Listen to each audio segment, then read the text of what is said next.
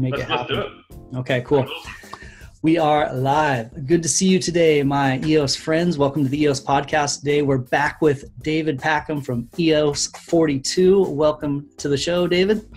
Hey, Brandon. How are you? It's good to meet you again. Yeah, good to meet you again. Me and David have a long EOS history now. We were doing this before the mainnet launch, one of the initial podcasts when this started. So it's fantastic to have you back. The guardians of the blockchain, EOS 42. I love it. Well, we were trying to envisage what is a blog producer really there to most represent, and we felt there was a protective element there for the community. You know, we are the elected representatives, and we're here to serve, but we're here to protect as well. So that was what drove us trying to think of really what was at our core essence of what we were about. So. Yeah. I mean, I think that's killer. That is what block producers are about. That's a good take on it. Nice, perfect tagline, man. I like it. Yeah, well, that's what it really also came off around just after launch. One of our members, Liam, launched EOS 911, and he did it just because he cared, and he was seeing all of these token holders not registered properly.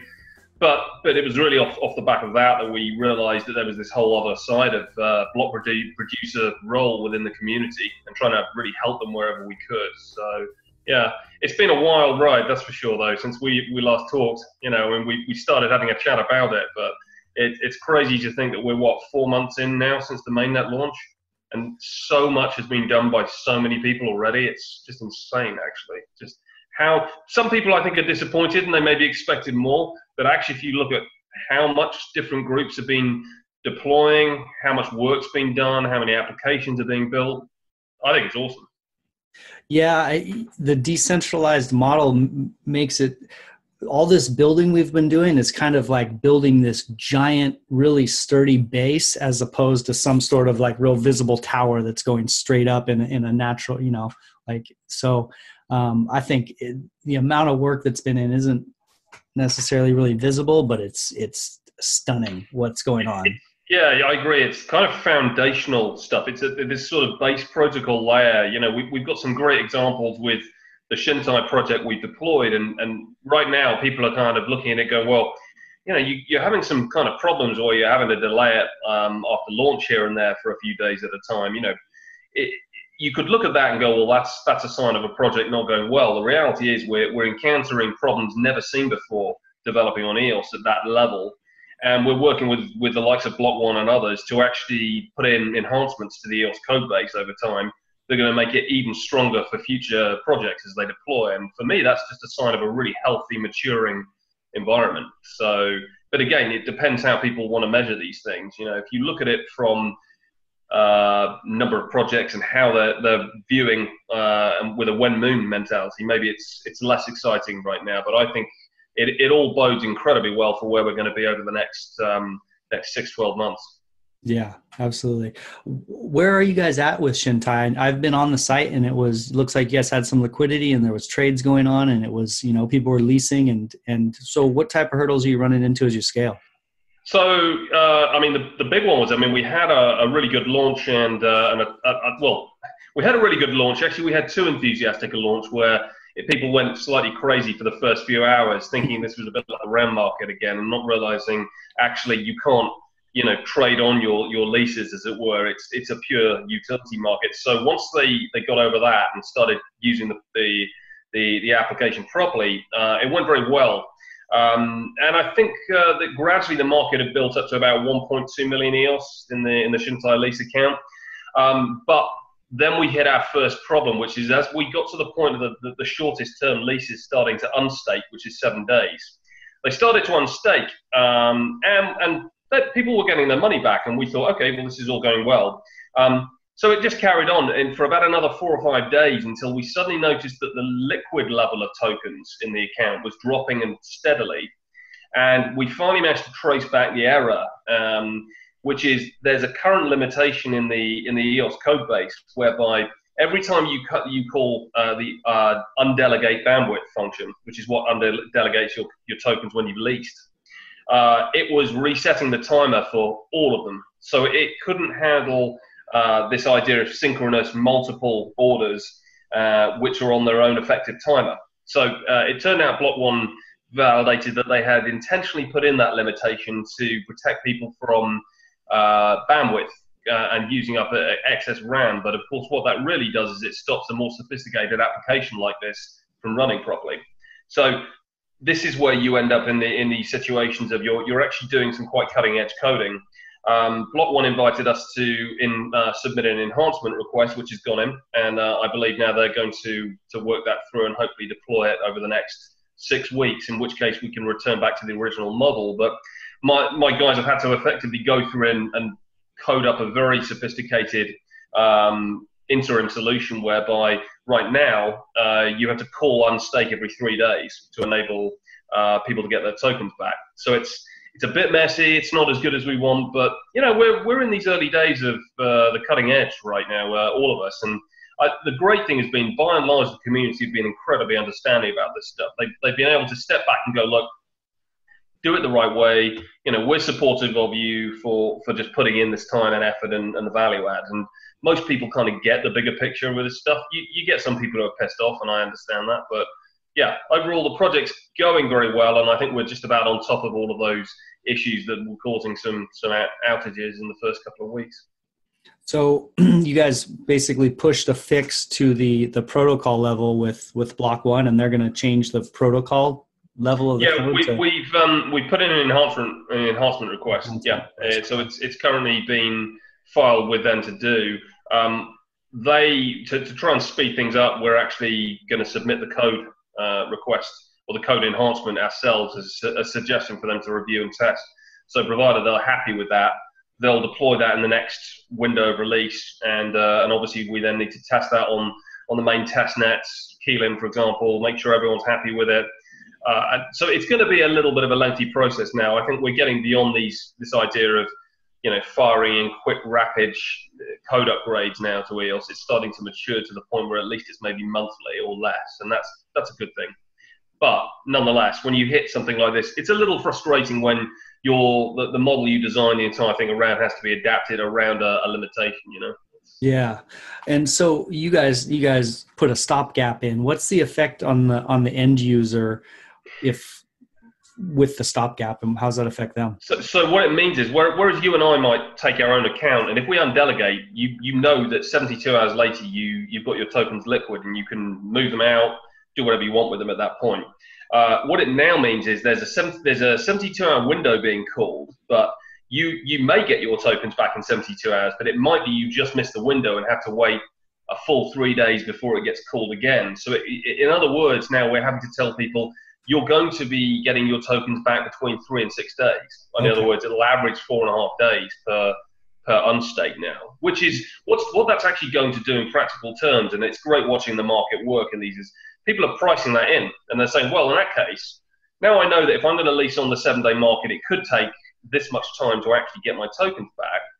I want more money for that. So it's immediately adding cost onto the market, and that's what you would effectively see with the likes of things like transaction taxes and transaction charges as well, or any other kind of form of either manipulation of markets or distortion. And this is where tax has a distortionary effect on free markets.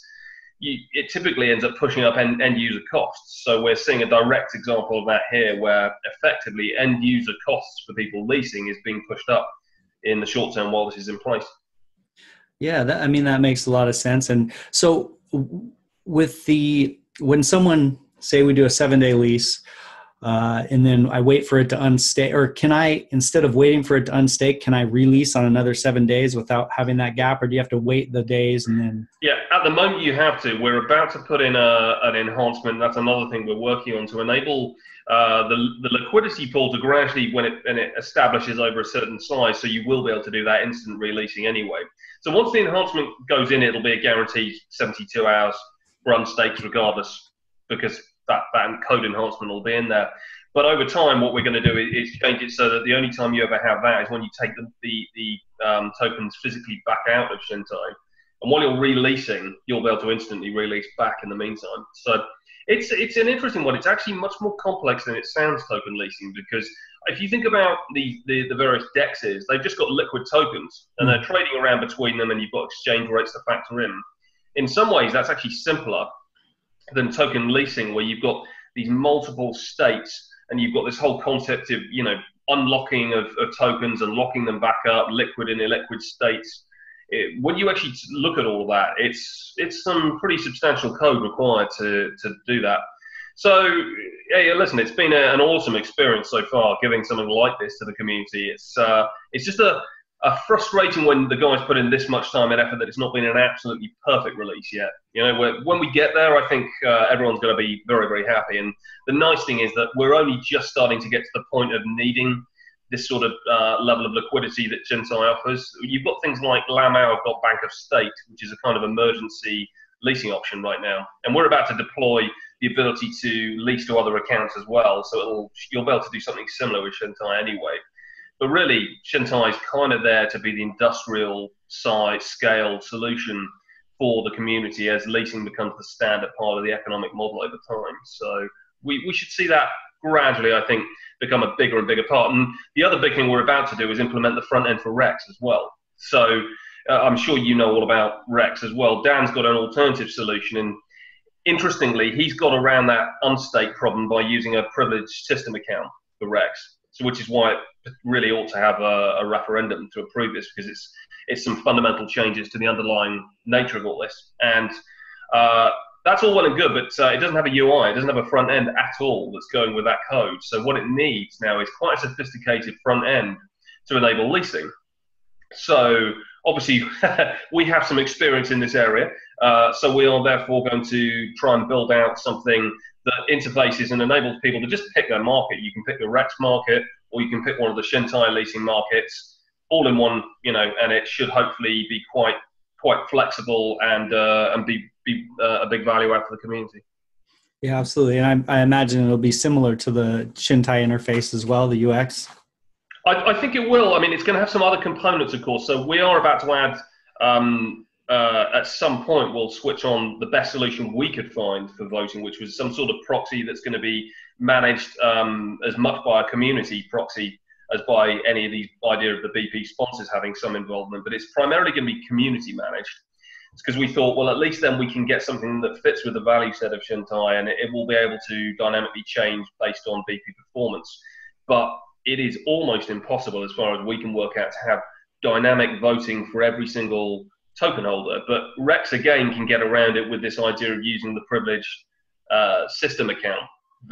Dan's sneaky. He's managed to work out a way around some of the limitations we've faced by virtue of effectively using the underlying system contracts as well.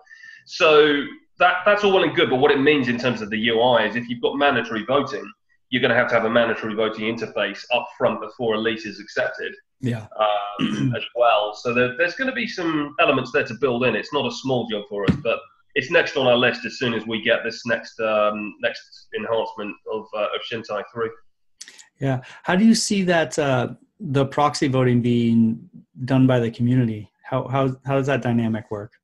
Well, we're kind of trying to talk this through, actually. So EOS Detroit are doing some great work for us. They're one of the sponsors of Chintai. And actually, looking at the sponsor list, it's a pretty global list of 11 BPs. And part of the model for that was we wanted it to make sure this it's going to become a community-owned and maintained and run app long-term anyway when we hand over the keys fully. But there's an element there you need, in my view, a high degree of security around it. So that's why it has 11 BP MSIG protection on the contract, which means that the code base cannot be changed without review and sign off by a majority of the BP sponsors.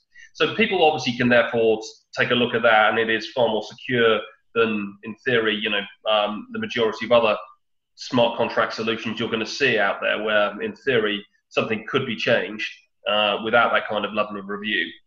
But I think the way, going back to your question, the way this is going to work is that we'll probably have at least half of the sort of committee that ends up reviewing and making decisions relating to the proxy and changes on it being from the community. So we need community representatives from the Chintai stroke EOS community that can step up and actually get involved.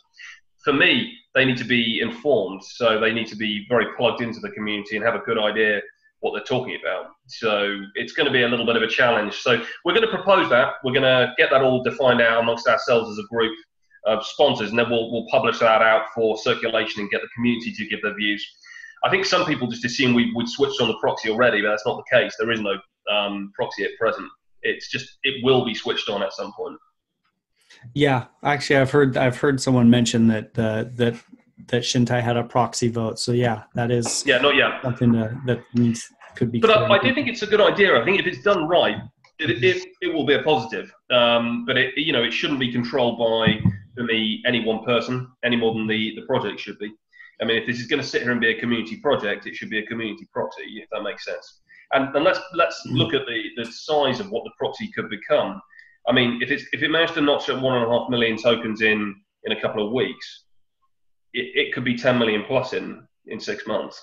That's a big proxy. That's a very big proxy. It's a very powerful proxy. And for me, that's too powerful to sit in the hands of, say, one BP or even 11. So, and especially self-interested BPs. So it definitely has to be thought through carefully. So we're taking our time on this. We want to make sure we get it right, the proposal, and then we can take it out to the community, and we'll see if we can get a consensus view from there. I'd be interested in your thoughts, actually, when you maybe have a think about it as well. Yeah, my wheels are turning fast right now, but but that's a heck of a problem set there. But yeah, I'll shoot some ideas to you in Telegram as I think about that. Yeah, that would be good. That would be good. And yeah, anyone listening, I guess, can hit you up in the EOS 42 in your Telegram chat and throw some ideas out there too, I'd imagine. So yeah, that would be good. I mean, also, if anybody wants to volunteer to be on the proxy management, right? I mean, we need people to put their hands up, and they can join a group to be assessed as to who might be best placed. And I think it needs to be a diverse group with a diverse range of opinions too. That's the only way we're going to get something that's reasonably representative of a community proxy. But I think it also needs to fit into that value set of what the project's trying to be there for.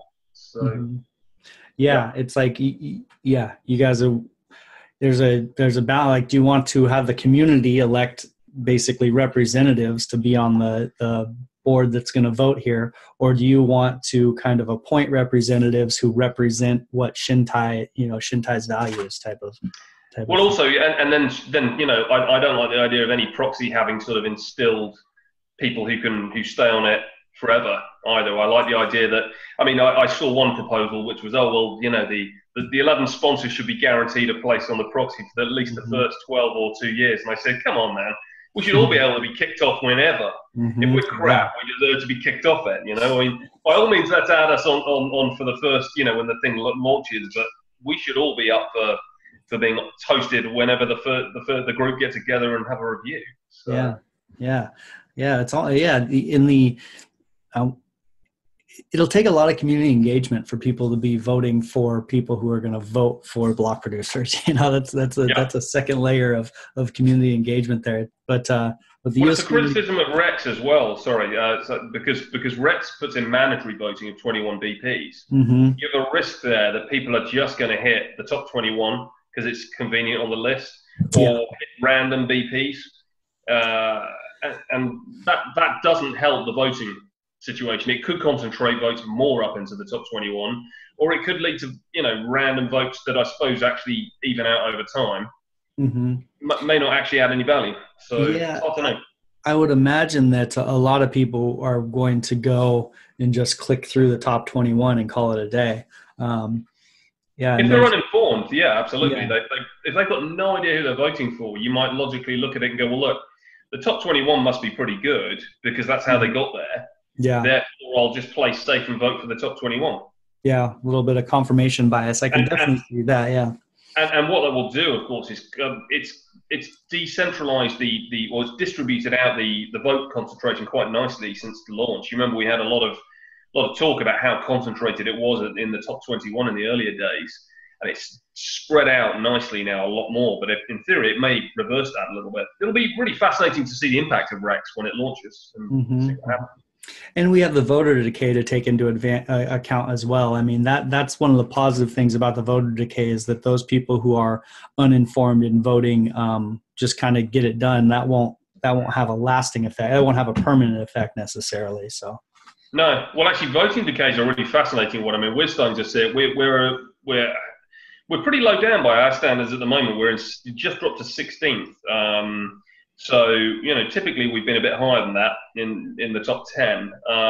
But it's incredibly bunched up. There's almost, 4 million votes. It would push us up into about 7th right now. So, whereas if you went back a couple of months ago, 4 million votes would maybe move you up or down one spot. It was so spread out.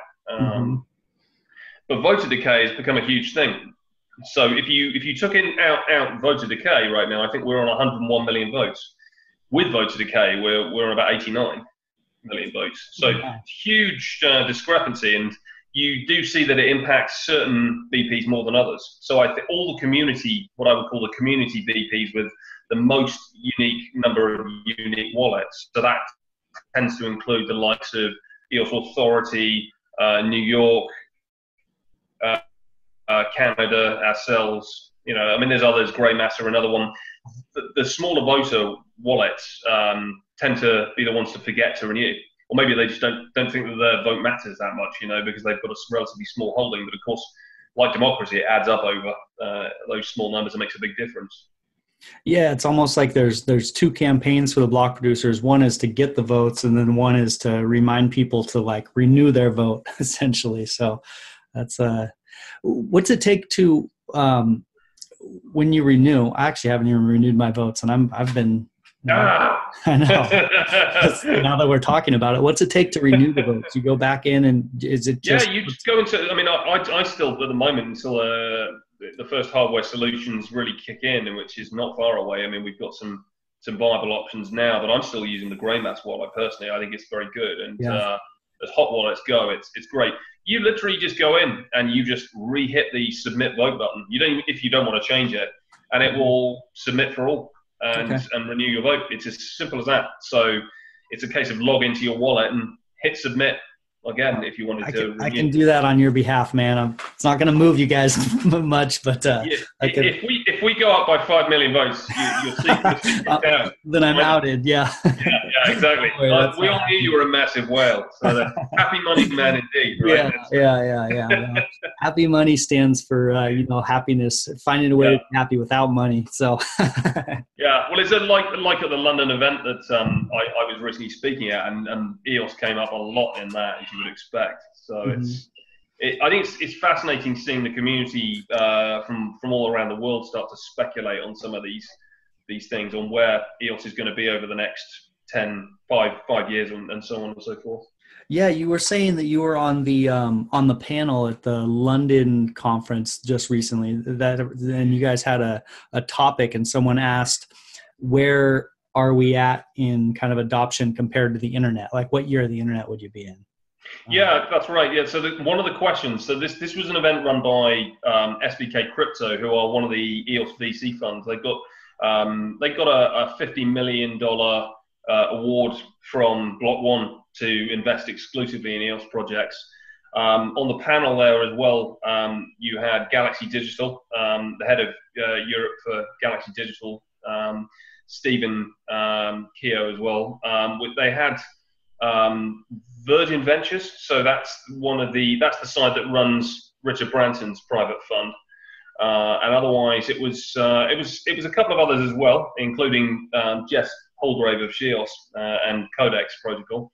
So really, really great panel, super smart people. But the interesting part about that really open-ended question, which is, where does this? What year are we in if you compare this to the internet, for argument's sake here, was that everybody decided and agreed that the Netscape moment is still seen as a seminal moment for the internet in about 1994, because before that, you did not have a proper web browser as we know it now. Really, if you look at what Netscape deployed with, it's pretty similar, even to this day, to what we use for web browsing now. They haven't really evolved much in that time in the last 25 years. And actually, every single person ended up opting for a time before 1994. At some point, the ranges were, I think, 1987 through to 1993, and I went for 1992. If you're wondering, but I think for me, my answer to this was that I think the Netscape moment is that point where the Fiat gateway, the Fiat crypto gateway, is broken down. So we have a seamless capability to spend in either currency back and forth in a completely seamless way. We're getting ever closer. We're inching towards it, but we're not there yet. And until we do, I think we're not going to see mass adoption, which is also feeds into one of these big challenges that we have. And that was another question that came up for the future, which is around mass adoption and some of the challenges that blockchains have got with regards to that. Yeah, that missing link, that Fiat on-ramp. I was just speaking with the team with EOS, or the Lynx wallet, which is a really clean mobile wallet. And and they've made it so easy to basically create an EOS account and start sending EOS. But I asked what the biggest hurdle is still, and it's getting the actual EOS after, you can have the wallet, you can have everything, you can get the account set up really easy, but how do you get money in Fiat into the system? And that's basically the same thing you're saying, is that when that happens, it's going to be a total game changer. It is. Part of the challenge we all have to remember as well, which adds another layer of complexity to this, is money laundering. So there is a deliberate interest and attempt right now by governments of all persuasions to not make this an easy task right now, until we have KYC, know your consumer, implemented in some fashion. Mm-hmm. So it's a bit like if you ever make a really large money transfer into your account, you can pretty much bet and it's not normal, you can pretty much bet you'll get a call from your bank sooner or later asking you what that's about, and they may even freeze your account as a precaution. There's a form there of KYC, which it's the same kind of principle right now, and they're very worried that if they just let that down, it's just going to become a mass money laundering exercise for criminals. So I think that's something that, again, has to be factored in, and that's where some of these side chains and others that are working on the identity issue are really trying to get to as well, because most of the stuff around identity and KYC is all focused on assisting this Fiat on-ramp problem that we have. Yeah, and I guess that's why naturally Warbly's been getting a lot of hype here, is because they are basically creating this sister chain that has full KYC AML if you opt into it, and a Fiat on-ramp hopefully, and so they are actively trying to address it. What do you think about that? Oh yeah, well, I mean, I've been a board advisor for Warbly since it's pretty close to its inception in January or February, and I mean, back then the project was obviously very new, and it was much smaller, the original team. Because I'm from a finance background myself, I very passionately believe in what they're trying to do. So the idea to me of an EOS specific chain that is much more heavily controlled for the purposes of being able to achieve KYC and the blessing of governments to enable this interfacing is a huge, huge deal. If they crack it, Warbly will be potentially the biggest chain of all if they manage to crack that. And they're making some really positive steps along the way. They faced all the kind of hurdles you would expect of trying to raise and set up in a crypto winter. I mean, if they'd been doing this, a year ago, they'd have been sitting on a war chest of $250 million by now. But instead, what they've done is they focused on getting out and doing. They've built community around them. They're building the chain. It's about to deploy in pretty much a week's time from now, and it's doing it by a combination of leveraging the EOS community and really showing and evidencing that they've got the team to actually get on and do things. So really now it's going to be a case of once the chain's up and running, it will be fascinating to see, I think, then the applications that select and opt for it. In some cases, it's got superior configuration, in my view, to the mainnet. And that will be fascinating because we're about to see for the first time the intentional design of EOS, which is multiple EOS chains. And it's a great thing. And I'm glad to see the community's responded well to that and not with some hostility as a kind of rival thing or anything. It's good. Yeah, it's hard to wrap your head around why a sister chain or why competitive chains to EOS would benefit. But I think most of the people who are in the EOS right now take the time to learn and understand it. So yeah, it is cool to see the community embrace sister chains for sure. Yeah, and I think before that terminology was being adopted, of course, we had Telos, and we had some other weird one though, right? Just before the Or EOS launch. Do you Black, remember? maybe? I know there was that other one. It was EOS. Yeah. It was before the mainnet launch itself. It was going to launch, and it then just petered out and died. But I think the thing about Telos was that it started to launch and came out with all these configuration changes and was quite critical of the mainnet within its first few weeks of launch, to such an extent that because it was really being primarily driven by BPs or BP candidates who had had a blowout in the elections, it looked quite cynical, I think, to people. But Mm-hmm. you have to say, actually, though, looking at I've watched a number of their ongoing calls that are being broadcast quite regularly on YouTube. They've got a super professional team, in my view, and some of the configuration changes they're putting in really are very, very innovative. So I think it will be really good to see how that one as a chain works out as well for me. And I wish them the best of luck. In theory, that could just be yet another one in the rich ecosystem of EOS chains that we see start to form. This is all reliant, of course, that they're all rival chains in reality until we crack into blockchain communication between them. But at that point, then they can service one another, which is great. Yeah, with that inter blockchain communication will be huge. Yeah, on that note, thinking about sister chains, there's this thought of, and I think it was Stan Larimer, and shout out to Rob Finch at Cypherglass who brought this up. I watched some of their content. Stan Larimer talks about having EOS sister chains that launch that are geographic specific.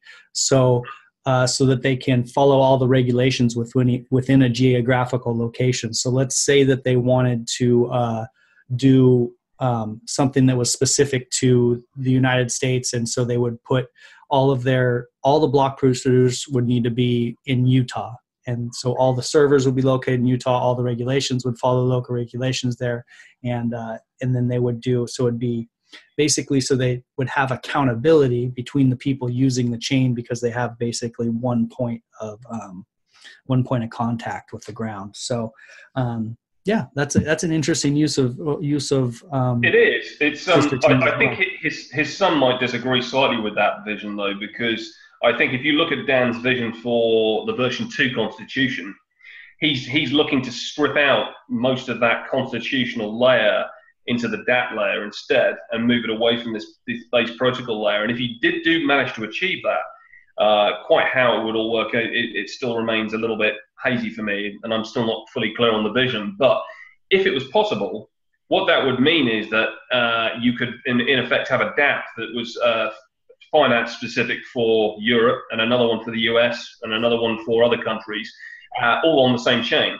So in other words, the chain would cease to be the issue. It would then be down to DApp configuration and its own internal set of rules. And it might be down to the arbitrator that it selected, for example, and so on and so forth. It's kind of, there's a lot of things that we as a community in EOS have to gradually work through here. And now we're getting close to the referendums. We're at the business end of some of this stuff. We've had 4 months of talking and arguing. And we're about to, I think, finally see the community start to express some views as we work through some of this. Yeah, that's actually a decent point. Why not do it on the DApp level as opposed to the blockchain level? I mean, it seems like Warbly is a decent example of someone or a chain that's trying to follow specific regulations and be fully compliant, but still remains decentralized with their block producers. So it seems like they're proving a concept that maybe that's not necessary. So it's really hard to tell. Yeah, I mean, I think that both versions actually could work. Mm-hmm. It's just that Dan I think he's very wary of the idea of the likes of ECAF and other kinds of central related control that could get out of control, as it were. So some of the best well-intentioned early designs can end up becoming a huge problem further down the line. Well, yeah, it adds this element of fragility to the system when if we can't predict what's going to happen so far in the future, then we need to limit the variables as much as possible in the beginning. Is kind of the thought that sounds like Dan has, which makes a lot of sense. When we have no idea what's going to happen, why bring it out early? My view with all of these kinds of things is if you're considering whether or not it's going to work long term, consider human nature. So human nature usually has individuals within it who are going to try and self-serve. They're going to try and game the system to their advantage. So you have to simply, therefore, look at whatever is being put in place and say, can this be gamed to my advantage in some fashion? And try and almost step outside the box and think about, never mind how things are now, can I bend these rules in some way, shape or form, and maybe add some innovation as well that could game the system? I mean, the obvious example of that was looking at how the original proof of work concept came in, and that was before ASIC even existed as a concept. Mm-hmm. No one thought about that, and no one thought about the idea that people could pull together to increase their chances of gaining rewards and sharing them back out again, i.e. forming centralized pools. And that's a great example of gaming a system, in effect, to advantage and having unintended consequences off that. So I think whenever we're looking at all these different aspects of configuration, we should probably try and keep a healthy, mindset of thinking about, can it be gamed? Yeah, absolutely. And Steemit's a great example too. They're constantly trying to tweak the incentives little here and there. And every time there's all these unintended consequences of people are extremely creative, especially when there's money on the line. And especially when they love sitting in front of their computer, like finding ways to, they'll just do it just for the lulz sometimes, but. Oh yeah, totally. We're also seeing that with some of the early hacks going on as well, whereby, some early code vulnerabilities in some of the applications, for example. Yeah, there's a monetary incentive. I think in some cases, these early hackers are just doing it because they can. Mm-hmm. And they're just interested in exploiting these holes as well. Yeah, there's a rich history in the white and black hat hacker community of messing with each other. So that's not going to die anytime soon. So that definitely needs to be taken into account for sure. What do you think, as far as on that note, as far as like security and what do you think? Have you seen any big mistakes with the general community that people need to watch out for EOS security? Or yeah, there have been a surprising number of people still falling for what I consider to be quite obvious sorts of phishing scams. So of some of the biggest hacking compromised account situations we've had post-launch, where we've had previously used and secured accounts. We've had, I think, a 600,000 EOS account compromised and a 2 million EOS account compromised. Yeah. Both of them by relatively unsophisticated phishing scams of sorts. One, I believe, was a fake downloader that approached them via an introduction to somebody else on Telegram without going into details of the case, and managed to somehow scam them with a well-spun story by bringing them into this web of trust.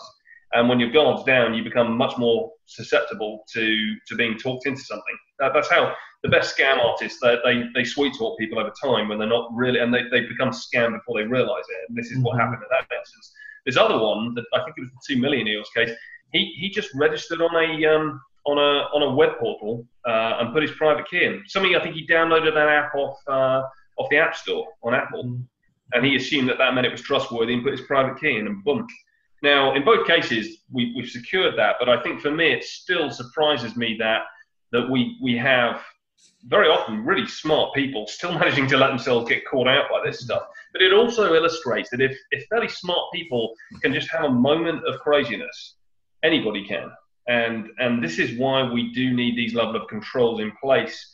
And that's probably the one thing that worries me most about adopting version 2 of the Constitution as things stand, because it would remove from as I see things, future protection like this for token holders. So Dan's vision at present doesn't have the coding around it to move everything up to the app layer properly, is my understanding. And if that's the case, we would just simply be getting rid of ECAF in a future capacity, and we would just be watching money being stolen at that point, I believe.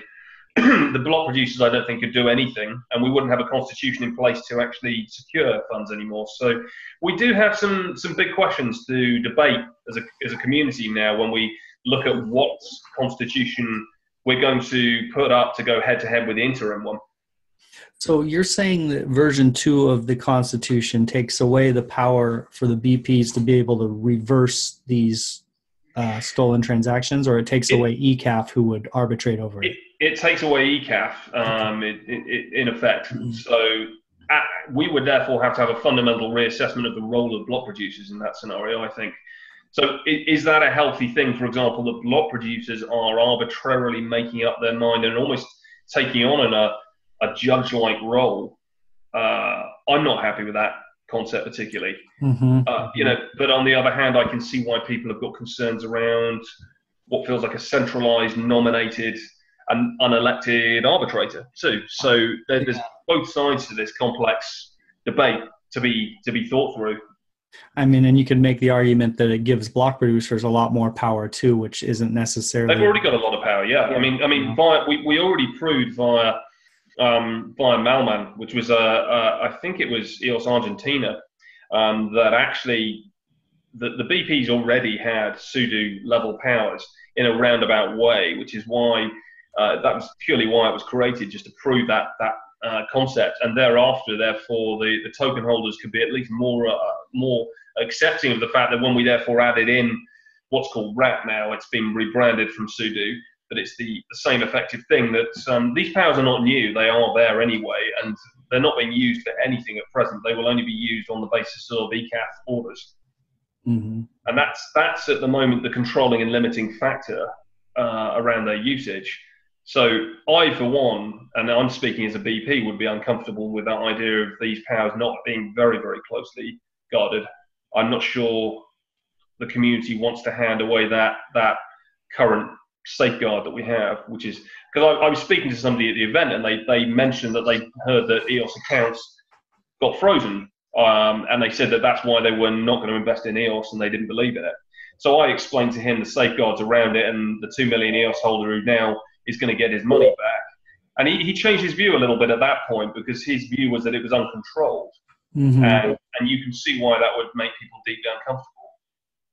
Yeah, and it adds a level of comfort knowing that if you make some crazy mistake, that there's a possibility at least of getting your crypto back. It's moving EOS around feels much more comfortable than moving Bitcoin around. Let's just say that. Yeah, well, I think that's because it's closer to mirroring the real world again. So if you think about it, you and I have real world protections to a degree with moving of money around right now.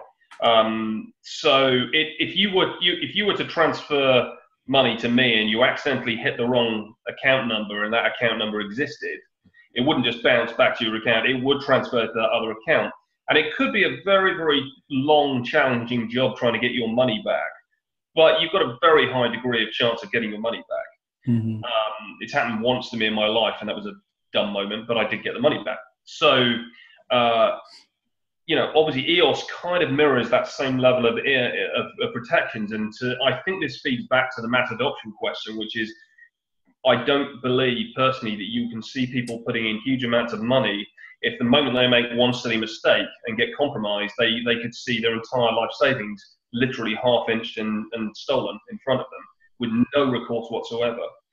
That is probably a system that is not going to ever achieve mass adoption realistically. And I think the same applies. So I think the underlying aims to add those level of securities into the system are admirable, and probably people need to consider why we're doing this, which is to try and achieve mass adoption. Yeah, and that's the trade-off. That's the kind of one of the main arguments that I make for EOS and DPoS is that there needs to be some sort of middle ground. If you have this code is law, and then on the opposite side you have the government does, or the banks kind of do what they want, and you're kind of at their mercy. There's this in between ground that I think EOS hits really nicely. It's not you're not going to hit a typo and lose your life savings, but also you do have a lot of control and a lot of transparency over what's happening with your money. And I think that balance is what's so revolutionary. So. Yeah, but this is the thing. It could be this. You and I are having a debate right now, which has lasted, I don't know, let's say 15 minutes. The community's been debating this all year. Yeah. And at some point, we're going to have to face facts. We'll be ready for a referendum, and the community's going to have to decide what it's voting on even. Yeah, well, yeah. I mean, on that note, the referendum is close to the referendum voting portal where people can go in and vote on these types of issues, and we can move forward. Where is the referendum voting portal? Is it? It's close to beta at this point. Where are we at? Yeah, it's close to beta now, and it was so. So the original story behind the referendum contract, it became apparent that nothing was being delivered by Block One on that front, and I think I can see from legal reasons why they were keeping clear of things like that, because it's decision making in the network, and they've been very clear that that's not what they were there to do. So we were at a point where there was an initial early working group, and in the end we pulled off two of our early devs from Chintai to help get that kicked off, and we did some early iterations on the contract. I think we did 3, and then at that point, actually, EOS Nation and EOS Canada really stepped up and came in and said, look, that we're going to really help push this forwards, which was ideal because it meant I could get my devs back for Chintai when we were already running late at that point in terms of trying to get deployed as early as we could. So they've really owned that process as far as I'm aware. They've pushed it forwards. They've done most of the work on this, and it's been a lot of work. The fact that they're still doing this now, at least 2 months later, shows you how much work's been required to get this done. And it is quite complex because they're trying to store multiple referenda that can be issued simultaneously, on-chain voting as well, and so on and so forth. And it's got to be highly secure as well. So, and it's been, as far as I'm aware now, I think we're about 2 weeks away from this being a reality. Wow, it's right around the corner, actually. So one of the questions I've had with the referendum voting portal is, how do the questions that show up get selected? Have they? Yeah. So well, I mean, this almost comes down to the likes of wording and ordering too. That's a great question, and one I'm probably not best placed to answer, actually, because the last time I'd been involved in some of those discussions, there was a lot of debate about who even gets to word a referendum. Yeah. Arguably, that in itself is a huge amount of power too. Timing of a referendum is another big deal. I mean, if you have absolute control over the timing of when a referendum's put to the community, in theory, that means it could be gained by virtue of the fact that you can release news that maybe it changes community opinion on something. So, we're almost getting back to the real world idea of elections and when they're called and what do governments do to try and influence news and reporting and so on and so forth to influence election results. So, yeah, I mean, it's like when the government signs bills into at like midnight on Christmas and things like that, and then people don't notice because they got Christmas and New Year's and no one's paying attention. All of a sudden, all this stuff happened. Yeah, and I think the way they're talking about these referenda to try and get around that is that none of them will be happening too fast. So I believe it's an average vote that's being placed over a given period of time. It was as much as 3 months was originally being talked about. But really, of course, not every referendum is going to be the same. Something as big as constitution, arguably, yes, it needs to be over a long period of time. It could be, though, that we have some referenda on much smaller things, and if they are the case, it's not going to make us very dynamic as a community if it's the minimum amount of time is 3 months per referendum, right? So I'm sure they've been debating this more. I'll be fascinated to see what they propose when it gets nearer and comes through, because I'm a little out of the loop on some of this right now. Yeah. Well, I mean, that's going to be revolutionary in itself, this idea of people coming together and almost being able to vote dynamically. If you had a 3-month waiting period and you're hearing people debate in the community and you put your vote in 2 weeks in and then you keep paying attention to the debate, you have a chance to change your mind, or, that kind of is a Yeah. And I think that's exactly how it should be. I mean, in theory, right, if you look at the voting mechanism for BPs as a perpetual election, you could, in theory, have a perpetual referendum on a subject, couldn't you? So you could almost actually have this scenario whereby you could rule out or change your mind on something. It could undo a referendum. Now, I'm not saying that's actually going to happen, but in theory, it's possible. Yeah, well, the ability for people to vote and have a voice is huge, and I know that there's some BPs that are even trying to. I think it's EOS Argentina possibly who's going to try to help host an election with the EOS blockchain. So it'll be interesting to hear how that all pans out. Well, anything like that's huge, because then you get onto real world corruption, and that's a big deal when you consider some of the benefits of blockchain. So anything where you're looking at these sorts of scenarios that are potentially going to get some of the biggest impact and benefit of blockchain, for me, you have to examine corruption in areas of the world where it's endemic, and they're huge potential value for sure. Yeah. What so we got Chintai as far as people being able to lease out their tokens and get a reward. What other kind of big ways do you recommend for people to put their EOS to work? So in terms of putting it to work, I mean, there's a range of ways that in theory people can add value. So as soon as we've added in, via Bank of Stake, I don't think Bank of Stake enables. Bank of Stake's more of a kind of a CPU emergency type site, is my understanding. But what you'll be able to do with Chintai soon, for example, is charities and charitable projects, the likes of the Karma token is one sort of charitable project. You'd be able to actually go on via Chintai and do a long-term lease and stake out your bandwidth and CPU to enable it to run for free or at a reduced cost. If you're really feeling charitable, you can forego the income of it and just let them use your tokens. There you go. So that is coming, that kind of thing. If you're looking at it from a purely, this is actually something that we're doing. So EOS 42 has an incubator and a VC fund that we're nominally formed. Now, obviously, we're early in the ecosystem, so it's very small because most of the rewards we're putting straight back into the team development and so on and so forth. But we've set aside some to start growing this out. And one of the aspects of incubation is really that we're providing a combination of our development expertise, which is the team that's been building Chintai primarily, is its big thing since launch.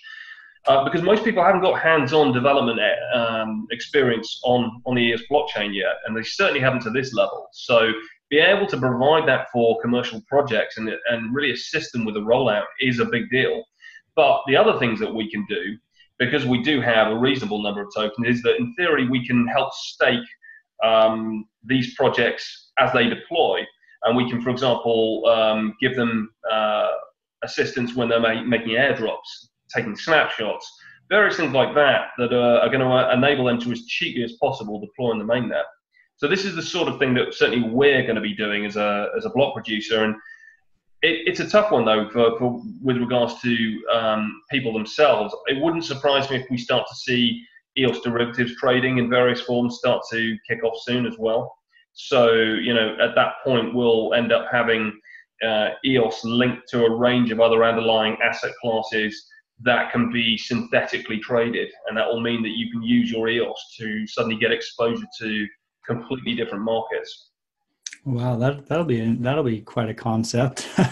Wow. Yeah, I think it's more than possible. I mean, I've been taking an idle look into seeing if it was doable, and I think it is. And the range of different decentralized exchanges that have launched, I know for a fact that at least one or two of them are trying to work on the derivative side of things as well. And what that really practically means is it'll enable you to make income in a range of different ways, more customized, and it will also enable you to get exposure to other markets via your EOS as well without trading out them. So some pretty cool stuff will be coming, I think, over the next year. Yeah, big news, and more real quick. We have EVA launching. That'll be cool on Monday. That'll be fun to see actual driving app out there. I'm looking forward to see what ends up happening there. And talking of exciting stuff, I mean, I think for me, one of the things I'm most excited about is this project that Galaxy Digital have invested in. So this is, High Fidelity is the virtual reality game. They put $35 million into that, but it's by the creator of Second Life. And the big aspect of that's going to be on-chain on EOS is the currency. So, at that point, you move beyond what's the name of it? In Second Life, the something dollar. It's got a name, but it can't be traded outside of Second Life itself. Mm-hmm. Whereas the moment you add in a virtual world currency, you'll be able to literally trade this thing back out in the markets and then use it either in the virtual world or the real one. It becomes an indistinguishable crossover. That is insane, actually. That is Yeah. because, you heard about, there was like these outrageous articles back in the day about how into Second Life people were, but basically there were people like dying because they hadn't left their house or like forgot to drink water because they like stayed logged in for so long, but it is like it's a really, it's a heck of a concept thinking about that Ready Player One world where people have a that's whole basically what life. it is. Mm-hmm. Yeah, it's almost a bit of a Ready Player One-esque side to it now. And I think Dan's mentioned something to do with it recently as well. So I think clearly they're all super excited about the potential of that. Mm-hmm. And Second Life was by far the biggest of that generation of VR worlds. So if this, the creator of that really knows what they're doing. They've got that whole experience and they're leveraging off. So I think it's going to be incredible. That I asked Stephen, the head of Galaxy Digital Europe, off the record what he thought of EOS actually, because I was just curious, because unlike the other EOS VC funds, they're a huge VC fund, crypto VC fund in their own right. And he just said to me, we are super bullish on EOS. That was his words before we went up on the panel. And I thought that was good to hear, just to get a very different perspective, maybe from you and I, who are immersed in the community here down at the grassroots level. What's a more institutional view on this? And the answer is incredibly so. And part of the justification he gave was just also drawing upon the huge amounts of institutional money flowing into crypto to EOS right now. Mm-hmm. It's not going anywhere else. It's going to EOS and EOS-related projects and funds that are looking to invest in EOS. And off the back of that night, I've got about 6 or 7 meetings with major funded projects that were looking to deploy on Ethereum that now are looking for advice to deploy on EOS instead at present. Wow. So this kind of shows you what's going on in the background right now that none of us are really that aware of. Mm-hmm, mm-hmm. What's the like for projects that are built on Ethereum to port over? Is that they were talking about a couple weeks? Is that feasible?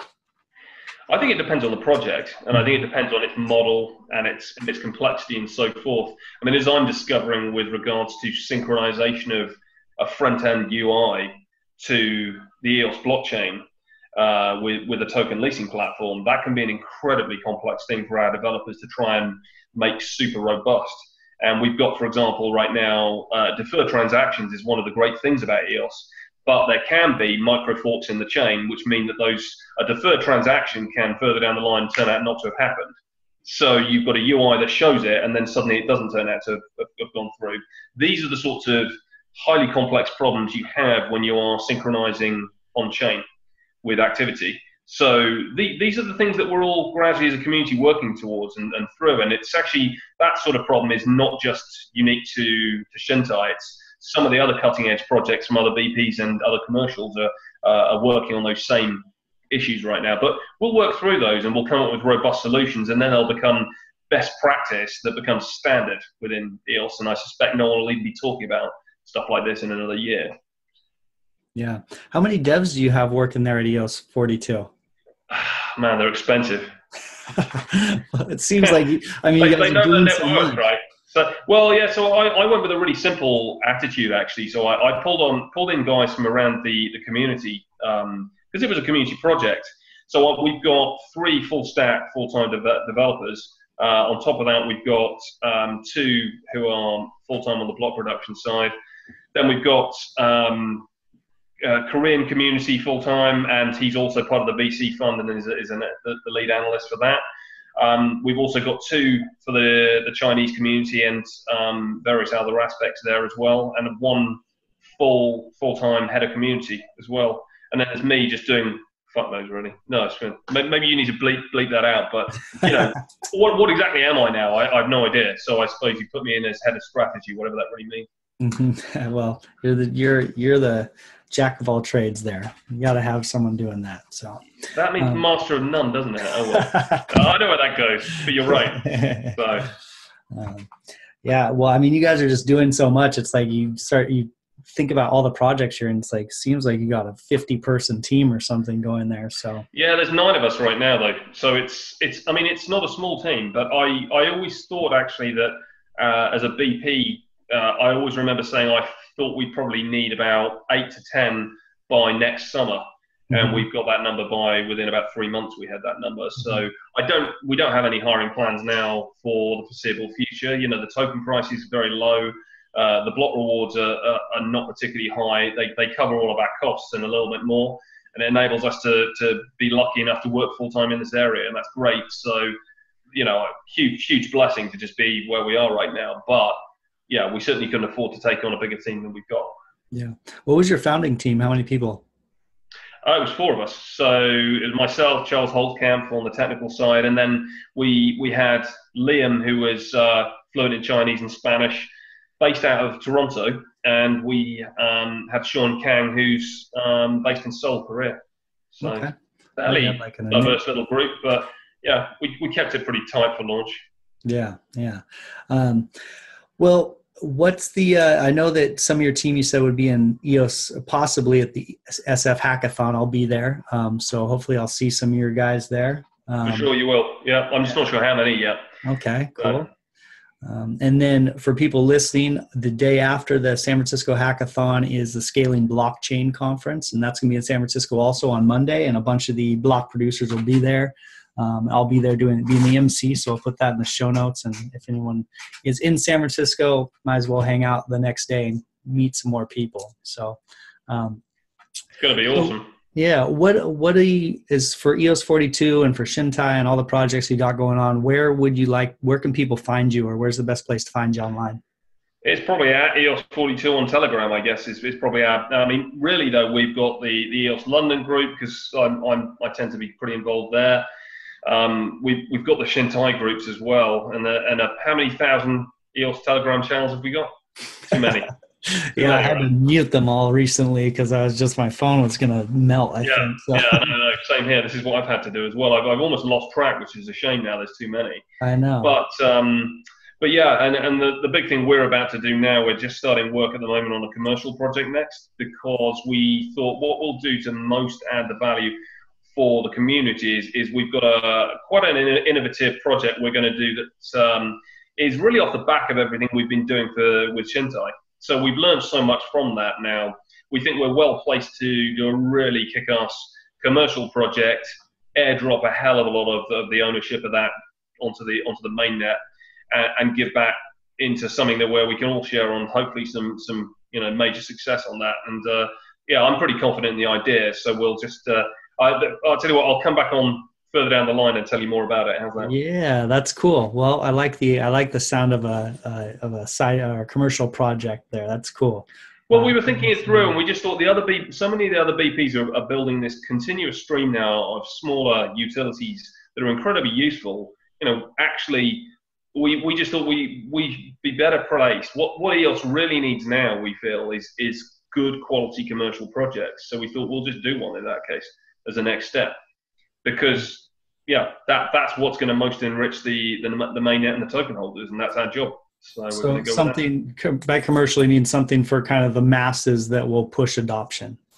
Yeah, that'll push adoption. That'll help the EOS ecosystem grow, and in theory, as a project, obviously make a ton of money, and therefore make the token value shoot up. And given that we'll deploy a load of that to the EOS mainnet itself, that means everybody. Well. Seems like a win-win, right? I like the sound of that. That's cool. Like, go for it. Well, when when you're ready to kind of make that public, I would love to hear about it live here. That'd be cool. Yeah, I'll tell you what. We'll make a date now. I'll tell you first beforehand when we announce it. How's that? All right, I'd love it. I'll have the scoop on whatever interesting project you got coming up. And I got a little hidden project coming up here as well. I've been so I'm going to we'll see how quickly I can get things together to tell people about that. But that's great. Have you got any kind of rough timeline? How long do you reckon? Well, yep, a few weeks. Yes, I'm actually hoping to possibly get things ready by at least to talk about it by the San Francisco Hackathon. So that's my goal. Not too far. Exciting. So yeah. Exciting. It's all about having secrets to keep them tantalized at the EOS podcast. You got to come back for more. it wouldn't be crypto if it wasn't, right? It's just that we're not talking about the token price as much at the moment. Yeah, well, yeah, exactly. I know the token price has been gone. I saw what did I see the other day? I saw well, this is totally off topic, but we're going to say it anyway. It was called a Earth Roamer, and it's this giant 4x4 RV that looked like you could go to, across Russia in it or something. But anyway, if I'm not into the Lambos, but someday, 20 years from now, that's my retirement vehicle. So we don't need to talk about. It'll be electric probably in those days, won't it? Yeah. And probably autonomous self-driving, and you'll be looking going, this sucks. I've finally got this car of my dreams and I can't even drive it. Yeah, no. Well, this has been great, man. Thank you for coming on. Was there anything that we kind of glazed over that you want to mention before we kind of wrap it up here? I think it's just been a great free-flowing chat. It's been great to talk to you, and if we must do it again, maybe we should make it a 4-monthly thing, right? And we'll see where we are in 4 months. Oh wow, that's a long time in crypto terms. That is. That's like the 4-year plan. But we will when you're ready for your big announcement, we'll time it on that. So we'll be in touch. Awesome. All right. Well, thank you guys for coming and listening to the EOS podcast, and we will catch you next time. Cheers. Thanks. The money is not the prime asset in life. Time is, and your time is just